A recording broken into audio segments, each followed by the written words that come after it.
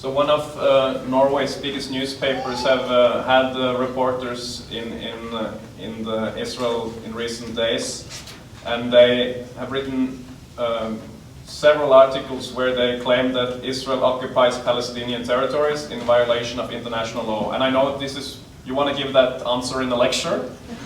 Now, can you do it in 1 or 2 minutes? Of course. Well, the longer answer, of course, is still up, I believe, on YouTube. It's a previous session I did for LEAF about the underlying international law determining the status of the territory.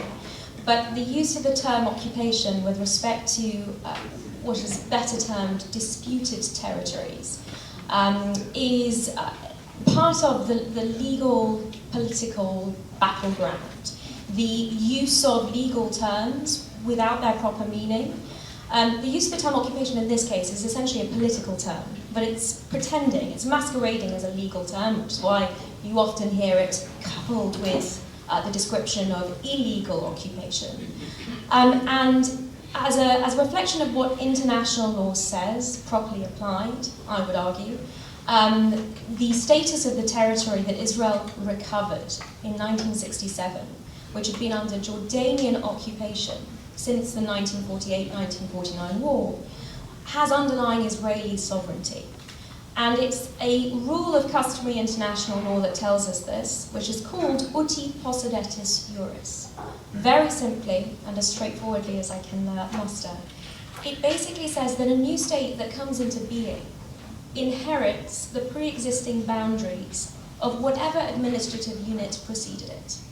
In Israel's case, when it declared independence in 1948, the pre-existing entity was the British Mandate.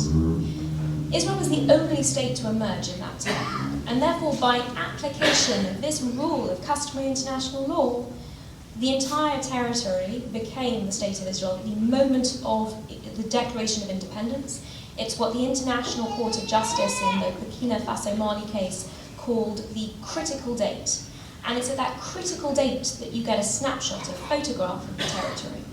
Now that doesn't mean that those are going to be Israel's borders from now until time immemorial.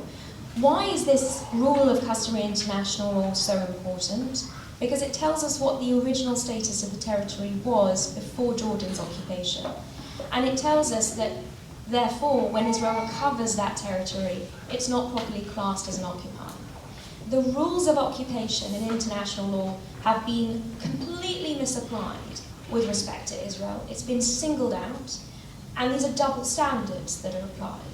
And there's one additional example I would give you to sort of buttress the misapplication, and that's, you may all remember that Secretary of State Pompeo came out in the last American administration with his declaration, essentially that settlements were not per se illegal.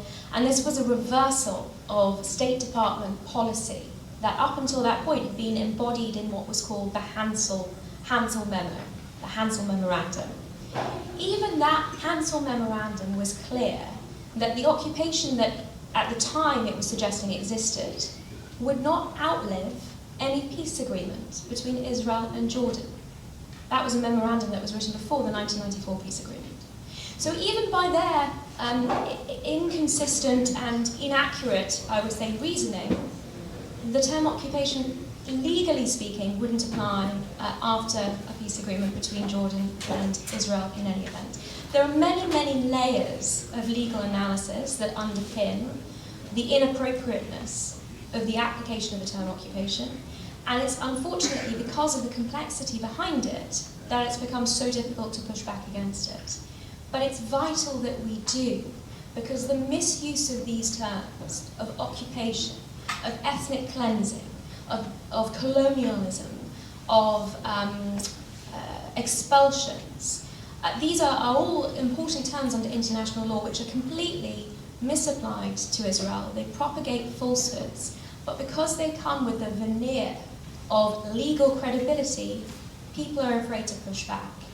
And I'm very happy to discuss this in more detail later when we look at the Amnesty International report and answer your questions. I'll be here for the remainder of the day. But to arm yourselves with the key facts to be able to push back against these falsehoods, that is the most important thing I think that you can be doing, because that is the real battleground, the real arena in which Israel needs additional support.